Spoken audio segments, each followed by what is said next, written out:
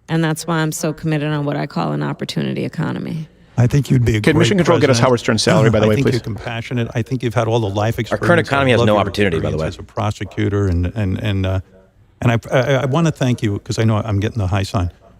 I want to thank you for all the years of public service. I appreciate Public anyone service. who really Public serves service. the public, who serves them in a way. May I kiss And your know toes even before you as a leave? prosecutor, If you're such a you've great got public people servant, out of jail. why did none of your own public vote for you the first time they had the opportunity in a primary on a national scale? You were such a great servant that people who shared no connection to your state beat you in your own state that you served. I encourage people not to vote who are thinking in a direction of endorsing Vladimir Putin and all that stuff. I hope people get out and vote. I hope we wake up and just end this nightmare. You mean the nightmare, right? You're talking to the vice president for 3.5 years. It's her nightmare. My mother's beside herself that you're here with me today. What's her name? Ray. Ray. She Hi, goes, Ray. my son is going to interview the vice president of the United States. Think of the selective outrage. If a conservative did what Howard Stern did to women and to the disabled and to the transgender community for decades, they would never give. In this case, they just act like it never happened. With no mea culpa. Could you imagine if I was in blackface just calling Whoopi Goldberg a smelly N-word nonstop? No. Could you imagine anyone, for crying out loud, Republicans need to defend your own because Republicans are afraid to come on this show because it's edgy. Right. They'll go on Howard Stern because it doesn't matter. They stick together. And it's easy to do when none of your values are of any conviction. Yeah. During the break confessed that they were playing hooky. Wow. And so I wrote Howard them Stern's No, they were saying that you're a hooker. So she tried their parents for truancy. Yes. Well, which is a thing she did. Yes. She tried a black woman for not having her daughter in school because of her daughter's shingles. Right. Not shingles, sorry. Sickle cell. Right. And let's pull. Tried her for truancy, took her daughter from her. I don't know if we've talked about it on the show, but let's also pull that clip that where he was just talking about Donald Trump, mad that he was endorsing Hillary Clinton because he was saying, I can't believe, what he was doing, then come out and insult somebody. That's exactly what he did. And we'll run that clip after that I have here from him on Kathy Lee Gifford and on, who was the other one? Ellen DeGeneres. In other words, you did exactly what you're accusing Donald Trump of doing. Yeah, and he makes $90 to $100 million a year to do it. And guys, look, this is why per year on Sirius. That's almost as much as me. Yeah, crap. It's no small thing because I know that in the era of independent, right, decentralized media, it's easy to get sticker shock. But just think of his salary, cut that down to a 20th, less than a 20th, and that is what it costs for us to do the election night. So that this is not what defines media for the rest of American media, as long as it exists, honestly. This type of media needs to, when you think CNN, ABC, CBS, when you think of establishment, entrenched shills, think of Howard Stern just as much. $90 million a year. We're talking about a couple to a few million to have the kind of infrastructure on election night, the election live stream of the century, November 5th, 2024. And we do need your support.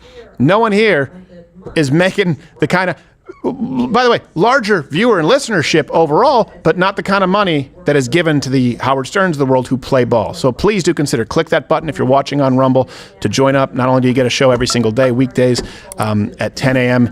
Eastern, but you also get Nick DiPaolo, you get the network, you get access to any, of course, Mug Club Undercover. It is entirely funded by viewers like you, or just between now and election, $9 a month, go Mugless.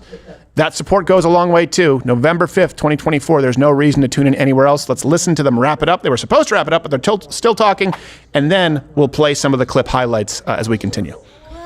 You really love that. We love it. Our whole family does. It's not a campaign and depending thing. No, God, no, Wow. no. Well, This sounds real, actually, whatever it I is. haven't been able to watch it a lot recently because I am campaigning. Because also depending on where they're driving, the time of day, you got to Who wake is up your like favorite driver? Lewis Hamilton, of course. What? I don't even know who that is. Formula he's leading One. Mercedes. You don't know. Oh, you don't very watch- American. Oh, gosh. Out of here, Once you dude. Start. I think you should see. You just it. pissed off the NASCAR vote. Good job, Kamala. Yeah. Next, she's going to name her favorite cricket player. Yeah. Any golfer near the White House. Too much golf. I say if you get the opportunity to be president of the United States, they run off to, what is that secret hideaway that Eisenhower built? Camp David. What's it I called? don't know because it's secret. You know what I'm talking about. Camp David. Oh yeah, Camp David. Well, historic site, by the way. go there? Donald Trump invited the Taliban there, so Yeah, let's, wow. let's put that on that ledger. My father said if the Americans ever saw Camp David, there'd be a revolt in the country. He goes, I've never been. You've never been? No. God bless you. Yeah. You should be president. If you never go to Camp David, that'd be amazing. She's never been because she's vice president, dummy. It's for the president, dummy. And the current former vice president, sitting president, Joe Biden, doesn't even like her. That's why she's never been to Camp David, which you couldn't find in your memory bank. I think it would be kind of dope if the Taliban had saw Camp David and a little bit of America and been like, wow, this is what it could be like? Yes. Shit, I'll sign the deal now. Yeah, but they don't include the context that Donald Trump had booby-trapped Camp David when he invited the Taliban, like Kevin McAllister. They just want you to believe that if everything you're saying is true, he was giving Vladimir Putin COVID tests. Let me just take a moment here. He was giving Vladimir Putin COVID tests. Mission Control, can you bring? Is that a thing? Because they talked about it 3 times. Okay, let's assume that that's true. He invited the Taliban to Camp David. All right, okay, let's assume that's true. And he says that he's going to weaponize the DOJ. Okay, hold on a second. Let's assume that's true. Why didn't he weaponize the intelligence agencies? Why did it never happen? Only happened under Biden-Harris. Why didn't Putin invade any countries or try to procure more land under the Trump administration? It only happened under the Obama-Biden administration and Biden-Harris. What was the Taliban? Why did they not have the same kind of catastrophic confrontations with the Taliban? Why is the Taliban in a position of greater power and leverage now? It didn't happen under Donald Trump, only happened under Biden-Harris. So assuming that all of your premises are true, why are the results to the decimal point always the opposite of what you say will happen? The Taliban is stronger because of Biden-Harris. Vladimir Putin is emboldened because of Biden-Harris.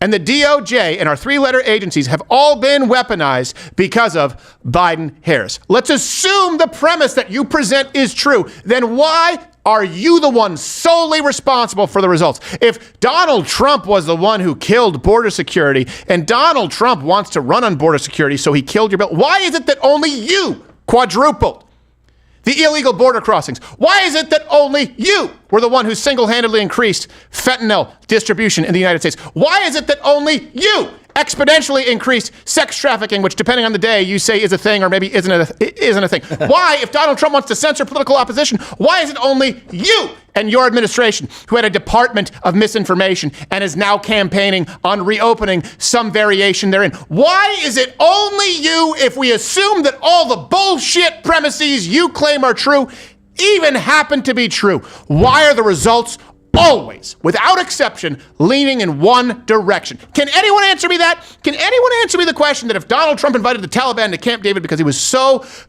friendly with them, why they're the ones who decided to start lighting shit off under the Biden-Harris administration? Can anyone explain to me where if Donald Trump was such a lackey, such a quisling for Vladimir Putin, allegedly sending him COVID tests, okay, then why did they decide to go after Ukraine under your watch? Why did Crimea happen under Barack Obama? If Donald Trump was so dead set on prosecuting political opposition, why did he not do it when it was one of his signature issues in regards to Hillary Clinton, which is why he won that election, because he wanted to heal the country? And why did your administration, and not just your administration, but the Obama administration, target Tea Party goers and conservatives through the IRS, and then you have done it through the FBI and the CIA? You have gone after parents for showing up at parent-teacher conferences when they're having transgender bathroom rapes. It's you. Why are the results always worse from you, even on the issues that you are choosing to campaign? And it wouldn't be such a big issue if you didn't suck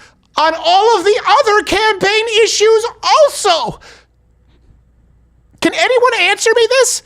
Can anyone answer me how the Taliban was better off under Donald Trump? How Iran was better off under Donald Trump? How Putin was more emboldened and dangerous under Donald Trump? Can anyone actually, because we know this broad's not going to give an answer. She's incapable of it. We know that Biden's not going to give an answer. Think about that for a second. Think about this for a second.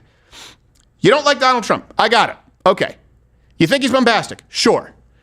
But at least you hate him for the things you know about him. We actually have it. Think about it. Biden-Harris. Biden-Harris. That was the ticket. Biden-Harris.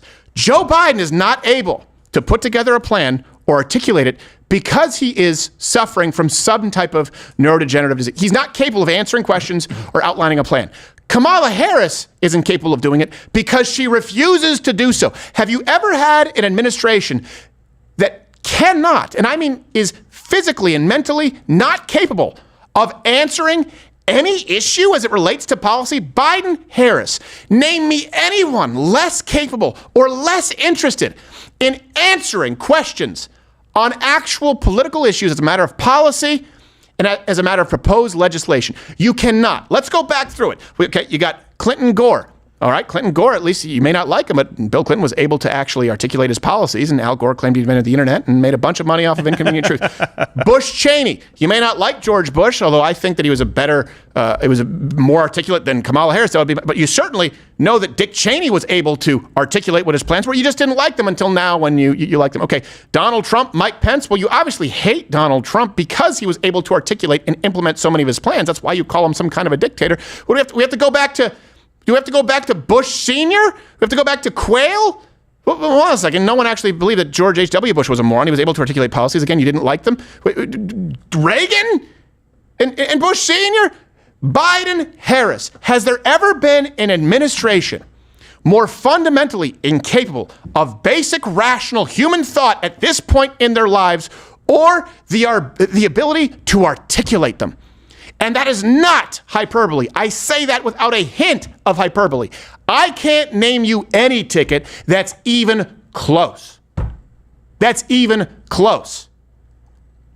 That's why they need to do Howard Stern, which, by the way, still the best broadcaster in the business, and you should definitely subscribe to Sirius XM Howard 100 because it's the gold standard. And sometimes the gold standard isn't enough. Nay, I would say platinum standard.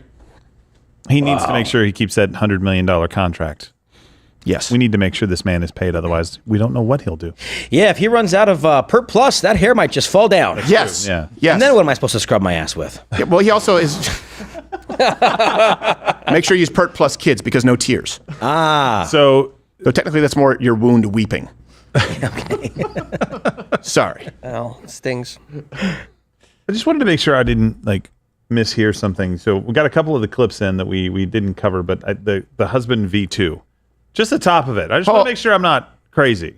Well, what? I have to use the restroom. I've been here for 2 hours. I just have to. Yeah. Do you guys want to carry? You guys want to carry this for me really quickly, just for 2 minutes? You know what, we can. We'll come back to these clips because I want your response on it. We've got a great post on True Social from President Trump that we need your voice for. I can't read. After you my bladder's going to explode. After you go pee. Go make a potty. Hey, I was trying. Let's not be vulgar. I've got the candy. What right is here. this? It's a Howard treat. TV? It's a treat. Come We're on, better let's than go. that. You don't need to say pee. Let's go. Vulgarian. I'll be right back. I'll continue to Okay, talk, take some chats. Election live stream of the century, November 5th, 2024. We want to bury these people. Yeah. Figuratively. So I want to go through a couple of the things, Josh, that they were talking about. Bob Woodward just wrote a new book. And Bob, actually, I like some of his books, but I don't like the ones that are basically just hit pieces on Donald Trump, which is like 5 or 6 of them. Well, hey, if you right you know how to make money, you know how to make money. Exactly. No, he's definitely making money. And he basically... He's got a new book on Donald Trump, his 5th one? I know. It must be just because of his heart. It is. It's as the coronavirus tore through the world in 2020 in the United States and other countries confronted a shortage of tests designed to detect the illness, then President Donald Trump secretly sent coveted tests to Russian President Vladimir Putin for his own personal use. That's what they were talking about. I'm like, okay, so you're mad that he sent maybe 10 tests to a world leader? Yeah, how many tests is he sending? And if it was so secret, how'd you find out about it? And also, what a scenario that is. Even if it's true, I don't know that I care a ton. I get the. It's like risking prison time to smuggle a couple grams of weed. Yeah, exactly. It sounds like a weird. They're going to use it to try to say that he's buddying up to Vladimir Putin. They're saying that he's had 7 phone calls with him since he left office. Listen, I don't know if you know how diplomacy works, but sometimes you do favors for people. Sometimes you actually reach out and talk to people to make sure that when it does come down to getting them to do what you want them to do, you have a relationship to work from. It doesn't mean that you're their buddy or their friend. Do you remember when Hillary Clinton went over to Russia and tried to hit the reset button? That was the same kind of attempt, though it was an epic fail because I think the reset button actually said something different. Instead of reset the relationship, it said something else in Russian, which was hilarious. It translates so you to kind of pull that up. Yeah, it was. Yeah, exactly. Go screw yourselves. Well, the question I got to ask is, what other world leaders did Trump send COVID tests to? Exactly, because if you're sending them to South Korea, sending them to England. I mean, probably not England because they probably had them. Yeah, probably send them everywhere. I'm thinking of some countries that might not have the resources, but it's currency.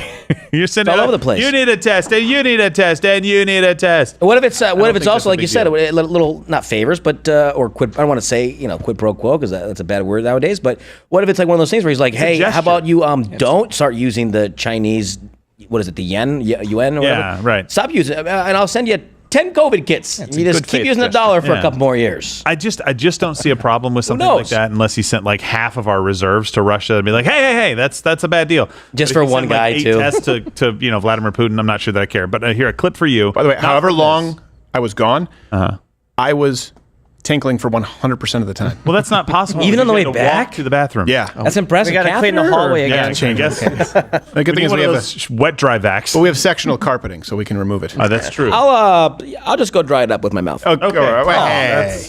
All right. That's absolutely so. Thank Kamala you, Harris Doug got an Harris. interesting question. Okay. On The View. Oh, that's right. She just appeared on The View this morning. Well, hold on. We have to let people know who are tuning in that it's the Howard 100. We had it on the screen. Okay, all right, a second fine. ago. Do you want to do View now, or do you want to continue with Howard then do View? I think they wrapped on the.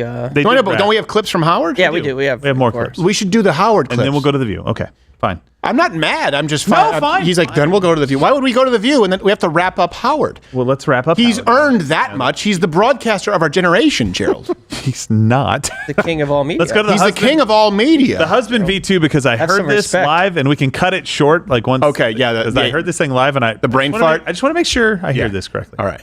Okay, Gerald's clip. In moments of crisis, the predators will come out. Yeah. And you got to go after them. Speaking of your husband, Yes. was it hard for you because I'm sorry.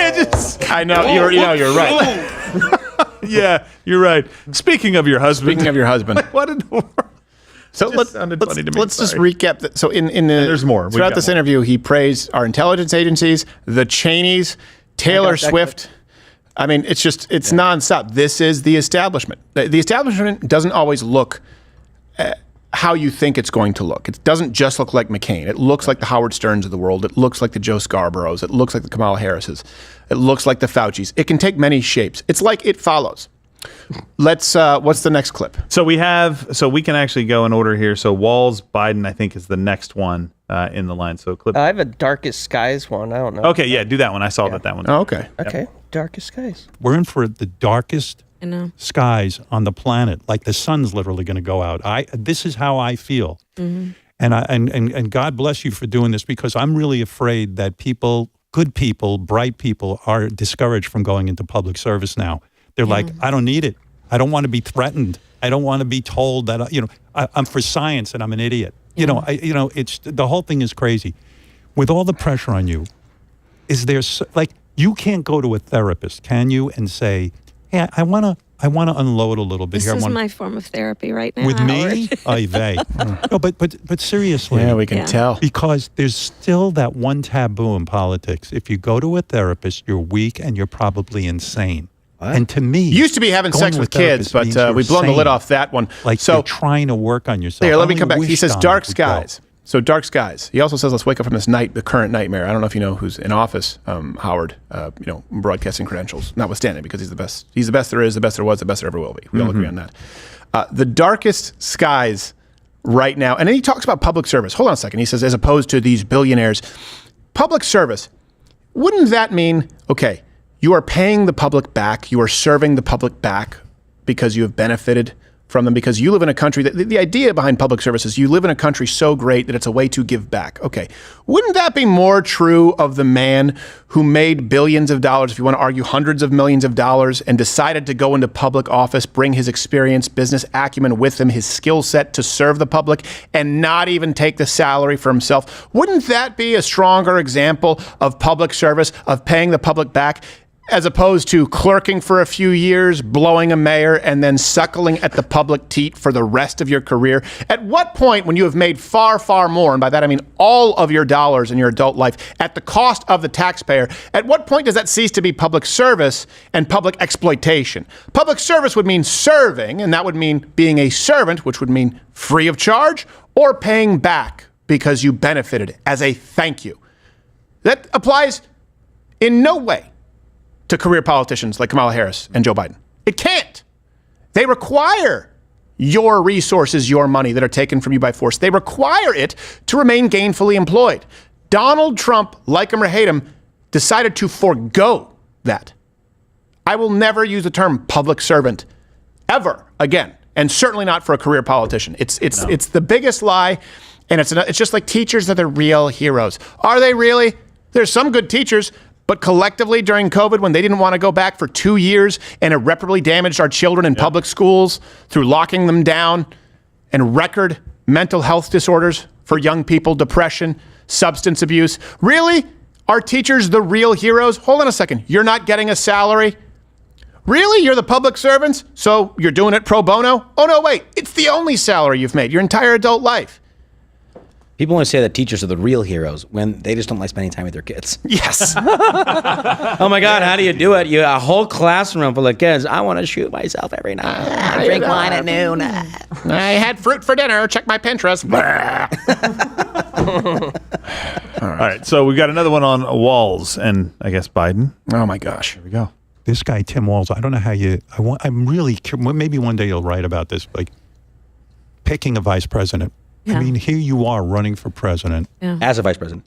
And, in an unusual circumstance where Joe Biden just said, okay, I hear you. Your boss. Which, by the way, I had him on my show. Yeah, what a loving man. Yeah, he's such a good person. Which is why it's so shitty you forced him out. Country. Yeah. That must Really have been bad. the hardest thing in the world for him. He had the nomination. History is going to show it was probably one of the most, one of the rarest moments of any president to do with One of the courage. baddest with mob the bonus deepest moments. level Pause. of courage in No, the that country. moment would be a presidential candidate who was shot, got up, said fight, fight, fight, and then hosted a rally in the exact same city. That's what history will look upon as one of the greatest presidential moments. Bitch. Next one. Sorry, keep playing. Where were you when he, when he called you? I up hope and this said, is a "Look, different story." This is my decision, and I think I'm going to endorse you. And where are you at that point? When you I'm forced at him out? home. It's a Sunday afternoon in my workout clothes. My niece, her husband, and their 2 daughters were staying with us. And I Bacon puzzles. made pancakes that morning. They were asking for extra bacon. I was getting it for them. You love to cook. I love to cook. Right. And then Wonderful. we had this puzzle we were working on. And so we went to go work on the puzzle. Jigsaw puzzle? Yeah.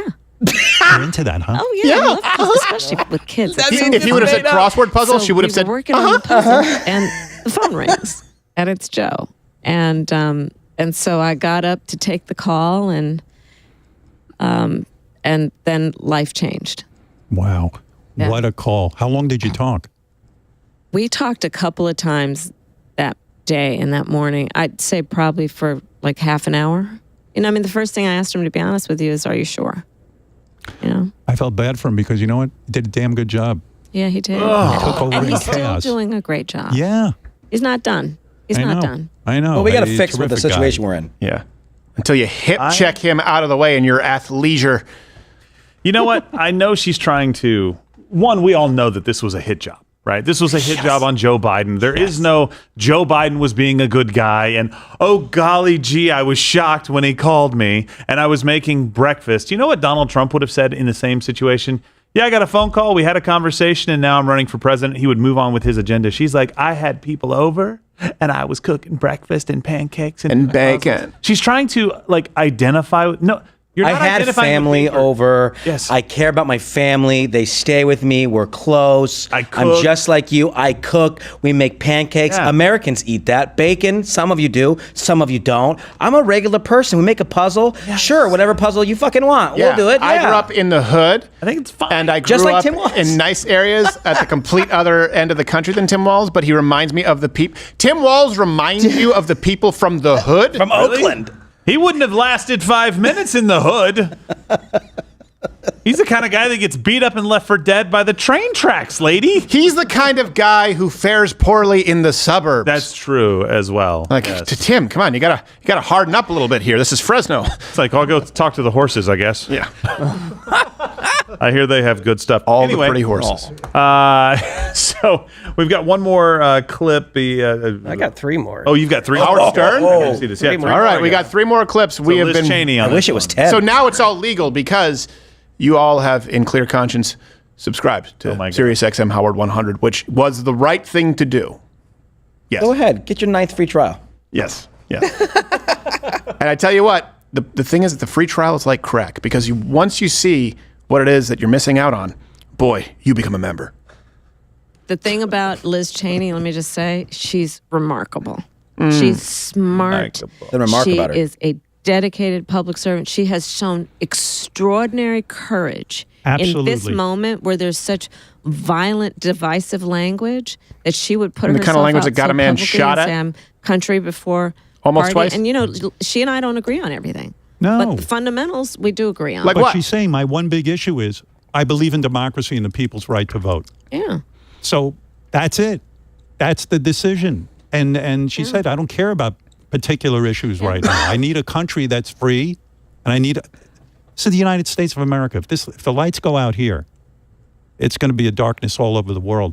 Yeah, it's going to be darkness all over the world. Hey, democracy, the right to vote. I don't know if you know this, but Donald Trump put it to a vote, at least 4 times. The primary in 2016, then the election in 2016, then, of course, in 2020 that happened, and then, of course, the primary again in 2024. And each time he acted appropriately. Kamala Harris, you've put it to a vote, at least on a grand scale nationally, up to this point in your career once, and you came in dead last. And then you were selected as vice president despite no qualifications, and you achieved your current rank of presidential candidate through Tanya Hardying, a man with dementia. Which is easy to do, by the way. Tanya, that's insulting to Tanya True, Harding. it is, yeah. Because she had to take out arguably the best ice skater in the world. That's true. And I have never even seen him on ice skates. I mean, I heard a story about how black kids used to shave his legs in the pool, but I've never seen him on skates. No, I haven't seen him on skates. No, that's not, yeah. I honestly haven't. So you got, come on. By the way, chill. when you're talking about Doug, Kamala Harris, do you think he role plays as like a server from a 50s drive-through diner and comes out on roller skates with the tray? I bet you he does. In a skirt. Yes. Ooh! The man. Curly, see, spicy curly fries. Someone is really taking risks. I don't know why he says, "Here's your corn dog, Miss M. Hall." She's like, "It's Harris." Yeah. Oh, someone. I would never take a man's name. Right. Oh, Because I'm a family lady. you're so strong. I'll go back and get your next order. Kamala pegs him later. Yes. Jeez, Tim, you really stuck the landing on that one. Waiting for the safe word that Wow. never comes. No, he's not gay, guys. He's not gay. He cheated on his wife with a woman. Yeah. A young woman, a very young woman, a much younger woman, a prettier Very woman, young. a better woman, some people would say. Some Not his people- ex-wife. Yeah. By the way, getting a really hot nanny is a bad idea. Ladies, idea. just a little word of advice. We have other clips. I actually heard So she we was do have ugly. other clips, but before we get to the other clips on the Liz Cheney thing, bring up this quote. This is from Liz Cheney on August 11th, 2020. Kamala Harris is a radical liberal who would raise taxes, take away guns and health insurance, and explode the size and power of the federal government. She wants to recreate America in the image of what's happening on the streets of Portland and Seattle. We won't give her the chance. That is why I don't believe a word that these shills say. They are not principled at all. Nothing Kamala Harris has done has said, wait, she's had a change of heart. Yeah. Nothing she has done. Liz Cheney is just bitter. There's one thing she shares in common, Liz Cheney, with Kamala Harris, the Biden administration. Do you guys know what it is? Well, this one, they say, but we agree on the fundamentals. Liz Cheney sat on the evidence and footage of January 6th of the how many dozens of people, I don't remember the number, of American citizens who were imprisoned who were guilty of nothing more than trespassing, and in some cases not even that. She sat on the January 6th committee, whatever it was, I can't remember, I think that was what the title was, along with Adam Kinzinger, where they saw people being ushered in from Capitol Police saying, remember, remain peaceful, right? We're not talking about the people who actually did commit vandalism, who actually did act violently. She sat on that footage and ensured that those people sat in prison until the public got a hold of it and they said, all right, I guess we'll restore the rights. The only thing that Liz Cheney shares in common with Kamala Harris and Joe Biden is that of prosecuting American citizens without due process so long as they have the wrong political opinion. Those are the fundamentals. That's all they have in common. I wonder the Cheney share of the prison food service business. That's how Dick made a lot of his money overseas. a lot of these cafeterias and food service businesses were owned by Cheney. Yeah. Directly. It's so I wonder if the prison system has anything to do with it. But now they're buddies. Now they're buddies. Now they're pals. Now they're pals. Besties, if you will. Pals. Are there any? He killed a guy. Allegedly. Well, I thought it was what is and that is a matter of public record. Public record. All right. What's the next clip? Is this the last one? No. We have two more. I have two more. This one is Kamala name, and the next one is the Trump commentary. Okay, and the reason we're doing this is because they want this to live on in moments. You are going to, just like with, remember the VP debate, I said they're going to try and take 1 or 2 moments, probably the 2020 election. Yeah. There was another one, and that's exactly what they did. They tried to ignite that fire on social media. It didn't work, and so it went away, and they acted like the VP debate never happened. I remember the SNL sketch. They even said, it's a win. It doesn't make a difference. It didn't make a difference because it got buried by the media. They're going to try and take some moments here, though I think it's pretty tough. Having listened to pretty much all of it, obviously I've talked with you for quite a bit of it, I don't think they're going to be able to take any moments that are going to help them. And if the right does their job and takes the moments that are damning, you know what? This could actually do a lot of damage. But nothing will do more damage to this campaign, the Kamala Harris campaign, than simply doing it without a net and allowing people to see it live. That's the reason for the thorough nature of this. Also because we have big shoes to fill with Sirius XM Howard 100. What are these guys up to with mispronouncing your name? They act as if they can't say Kamala. It's not that complicated. It's just, what's it going on? It's just an accident. What really dude. is going on there when they can't pronounce Kamala? Is it supposed to be an insult? Is it like Barack Hussein? Is it some sort of that was his name? Same slur? old tired playbook, Howard. Is it- And I think most people are not going to be distracted by it. They want to know you have a plan for bringing prices down. Right. They want to know you have a plan for keeping America secure. Except your plan brought prices up and made America less secure. You quadrupled the border crossings. So let's talk about the name. No, I think that was a good answer, actually. I mean, obviously, she's arguing against herself there, but she actually went to an answer there. Yeah. Which I was like, oh, wow, cool. Yeah. I get it. But they fed him the question, bring up the issue about the name. Oh, gee, It's just Howard, yeah. I don't want to talk about the name. You're right.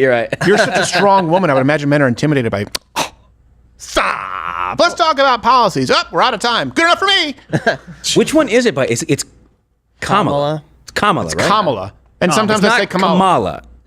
That's where I get confused because I think when I see it, I think that looks like an Indian name. Yeah, And yes. Kamala sounds like an Indian name, mostly because I've seen characters with the name Kamala in movies. That's my only experience. I don't know very many Indian people. Sorry, guys. That's It's fair. not cultured. Just think communist. Like there's a Marvel superhero. Her name is Kamala. Right.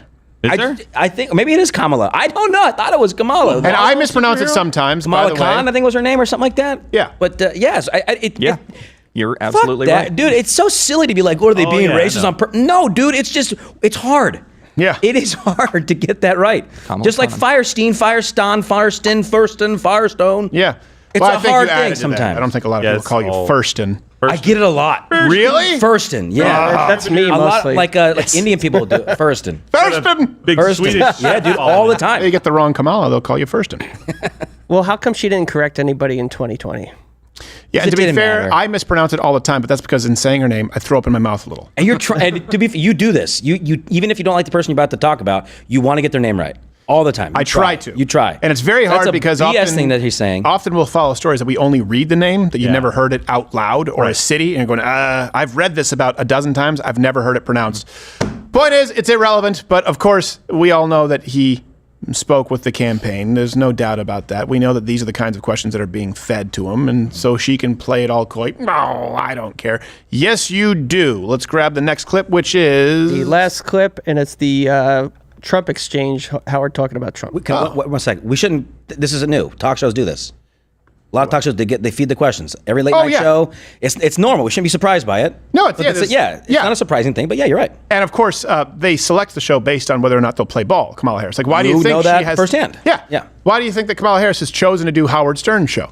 She thought, okay, and now that being said, she's a little desperate right now where she may have to broaden her terms a little bit and be a little bit more lenient. And I think that's why you're seeing this come a bit unraveled. It has been so controlled that any variance is something she Rain Man's Waterburn baby freak out. Here is them talking about Donald Trump, and again the issue of loyalty, and then we can compare exactly that to Howard Stern doing this with Kathy Lee and I believe it was Ellen DeGeneres. Ellen. Yeah. So Taylor Swift endorsed you. Great. Okay, I don't know if it moves the needle or not, but you need everyone to come into the tent and be part of the party. The mob. To say, I hate Taylor Swift because she disagrees with your politics. He's done this to me. When Donald asked me to introduce him at the Republican convention, I said, Donald, I can't. I'm voting for Hillary Clinton. He was very upset with me, and he said, no. And then he hated me. Then I was a bad guy, no longer had ratings. I wasn't funny. I got all the crap for it. How can we have that kind of mentality? You mean because she disagrees with his politics, he hates her? Yeah, I don't think it was just that. I think that it was the fact that she also was threatening to prosecute him politically, that they tried to, the Democrat Party has tried to destroy his name, his reputation, his business, his life, and even put him in jail. And I think he was probably upset with you because of your disloyalty, not because you have to be a sycophant, but because he appeared on your show over 40 times while you were incurring fines from the FCC under the Clinton administration and was dumbfounded that you would support that person because, someone has your secret Diddy tapes. But I get that you're so shocked and surprised that someone may dislike somebody for the things they say about them, which is why it's surprising to hear you say this as you did before switching your point of view about Ellen DeGeneres. Let's grab clip Howard, D.C. Oh, yeah. There it is. For Ellen DeGeneres to actively go and say, I'm quitting the show and I will not work here with Howard Stern, is to rain on my parade. Now, she's lucky I don't need this job. I don't need American Idol. That's not my career goal. I didn't get into this business to sit there and fantasize about judging karaoke contests. So but you're upset that you lost it? I'd rather judge pussy ping pong competitions. When you piss on somebody's job opportunity, Ellen really wanted to be a judge on American Idol. Wasn't her goal when she got into the business, but she really wanted it, and she took the job. She would deny me my dream job because she doesn't like me personally. And that's why I told you Ellen's The good news is, though, because it has nothing to do with loyalty and career motivations, he made up with Ellen, and they kissed in the most nauseating kiss I think I've ever seen on camera.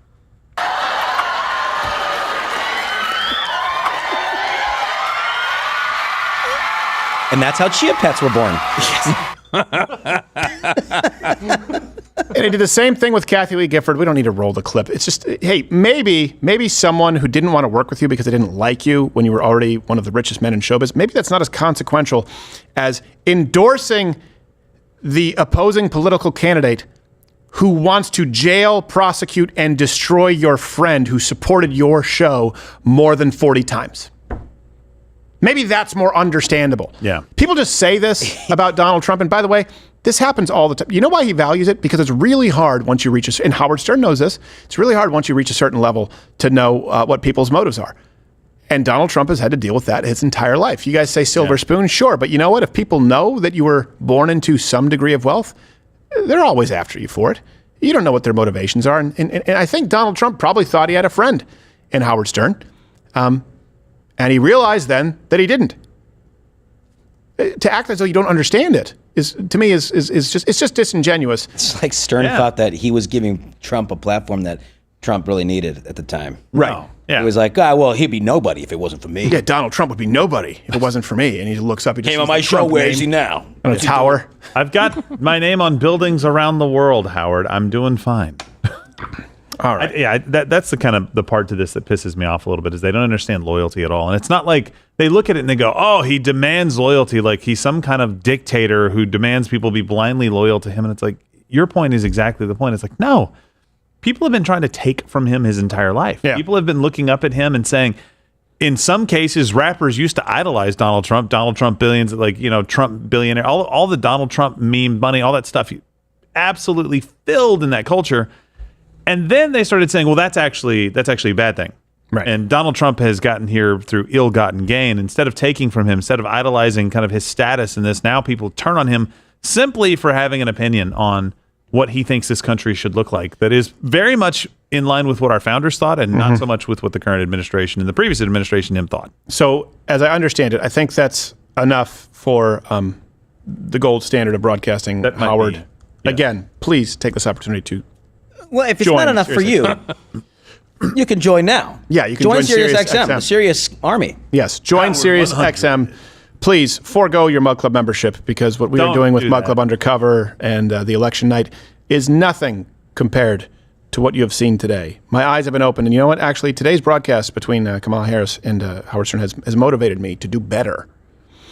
So let's go. I understand it as this was taking place. She also appeared On The View. on the This morning. the gaggle of cackling horse. Correct? That is what it is. I think that's on After the View. Yes. Well, no, is the view. The walking So, hot flash. The one clip that I want to show you from this, we'll probably go into other clips tomorrow.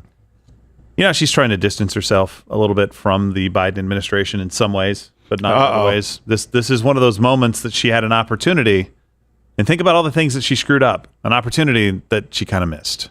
Well, if anything, would you have done something differently than President Biden during the past 4 years? There is not a thing that comes to mind in terms of, and I've been a part of most of the decisions that have had impact. The work that we have done, for example, capping the cost of insulin at $35 a month for our seniors That's is not what we're something talking I about. care deeply about allowing Medicare to Border negotiate drug inflation. prices. Yes. And bring the cost of prescription medication down for seniors, but my intention is to expand that for all Americans. The work we have done to invest in American industries, whether it be in terms of manufacturing and creating almost 800,000 new jobs around manufacturing. That's a lie. Those were all a shared priority. Where's Bill Whittaker when you need him? Yeah. The first answer there is what got clipped. There's a shorter one that a lot of people are running with because it's her answer. No. Is no. There's nothing that I can not think even of. that. It was a double down. No, nothing that I can think of. And I was a part of all the major decisions. It's like that And I've will had an launch impact. you. Do you hear that? for That's Abby the Gates. sound of Polymarket getting worse. Has it gotten worse, actually? Even because again, it's pretty hard to get much worse going into an election like this that is this close at this moment in time. But even if it's just a Live Polymarket a update. decimal, 0.2% since last we checked. Oh, that's just continuing it's to something. creep Hey, up. no one watches The View live. Let them get their YouTube clips later tonight. We'll see. Yeah, no, you're exactly right. But seldom do So people bad. go out on their press tour and do worse. That'd be like going on a press tour and having more books returned than Yes. sold before you had gone on your press tour. And printed, in fact. I mean, not inflation, not the economy overall, $17,000 more just for a family of four to live today, not overall wages going down over $4,000 annually, not people having 7-8% mortgages, not the border being so porous at almost 20 million. Call I know. it 10 if you want, 10 to 20 million, not 325,000 kids disappearing. You don't regret a thing. And you know what's interesting is we see this taking place, but sort of the exact inverse with J.D. Vance, where they've gone, hey, you said that Donald Trump was terrible and that his economic policy was overrated and you thought he would be a dictator. Do you still stand by those? And he goes, no, what you have to understand is I was skeptical of him when he was running for president. And I was saying that there were a lot of things that I believe he failed to deliver on as far as economic policy. But in comparison to the alternative, which we have seen now for the last 3.5 years, of course it's the better choice. And of course, people know how the economy and they know what they were experiencing at that moment in time. And I wholeheartedly support Donald Trump. He answered it, in other words, going, do you still want to? And he goes, no, I'm not going to distance myself from him. That was that moment in time. Here's the context. Here's why I support him now. Kamala Harris was given the freebie. You can tell that she was looking at her page going, okay, layup. Is there anything you would do differently? Because the big issue is, right, your own campaign advisors and your own spokespeople have gone out and said, well, she's not the president. You know, she will do things differently. She's new. She's joyful. It's time for a change. That was White Dudes for Harris, right? It's time for a change. And she just said, well, there won't be any change. I'll do exactly the same thing. And all of her advisors and campaign managers went, I told you, it's going to go badly for her. So just remember it, you doomsdayists. The people who are saying it's all lost, Donald Trump can't win, when she had that post-convention bump. And people out there, I want you to block your ears when those folks are around you. Because you know what? They're going to move on now and say, well, the polls are BS. And I think polls are part of the equation. You shouldn't trust them all the time. And historically, they tend to lean left collectively. But when those people try and tell you that, and then they try and move into don't vote, the whole thing is rigged, you need to not listen to them. And Of course, they can vote however they want. I'm not saying that people can't espouse any beliefs that they choose to. What I'm saying is that they don't need to be included as legitimate voices or the spirit of the conservative movement. It's very easy to Monday morning quarterback. I told you back then, and I'm telling you, I told you when Harris was announced, 60-40%, I think Donald Trump wins. That's where I am right now. If you put a gun to my head, I would say, okay, maybe bump Trump up to 65. It hasn't changed, regardless of the short-term stock market variations. And I told you that she's going to find herself at a point, and this is what we are experiencing today. If she is not ahead by a significant margin in her internal polling, it will be looked back upon historically as a huge blunder that she didn't try and do something to get her over that finish line. The problem is that what she has to do is her Achilles heel. She has to go out and articulate her policy and platform and present herself as likable. She is incapable of doing that. So barring some kind of crazy October surprise, which I don't even know how effective that could be at this point, this is Donald Trump's election to lose. If he is disciplined, stays the course, keeps doing what he's doing, and you keep doing what you can do, because everyone has a platform. If it's 10 people in your social circle, if it's 100 people on your small podcast, if it's 1,000 people in your community or a group that you're a part of, you keep doing what you need to do. Donald Trump keeps doing what he needs to do. This is our election to lose. She is incapable of doing what needs to be done, and that's the reason throughout her entire political career, she has never done what has been asked or required of her. And today, if nothing else, we're going to go to Mug Club and take your chats here in a second. If you're not a member, click right there. That button, join. Just go mugless, $9 a month between now and election, because it's a huge undertaking. What we saw today was out-of-touch elites. We saw the party of censorship. We saw the party of people who have gotten theirs and then want to pull the ladder up behind them. We saw the party of no ideas. We saw the party of narcissism. We saw the party of tired old. That's kind of where the Republican Party was after George W. Bush, right? It was just a tired party. And McCain came out and people said, ugh. That's the wrong John choice. McCain. And there was Barack Obama. And for, of course, all of his flaws at that moment in time, it was pretty hard to argue that Barack Obama wouldn't present some kind of change because McCain was just another career-long politician in the Republican Party, right? This is the tired old party of the elites who have nothing in common with you. Certainly not your values or your best interests at the top of their mind. Let's go to Mug Club because we talk to you.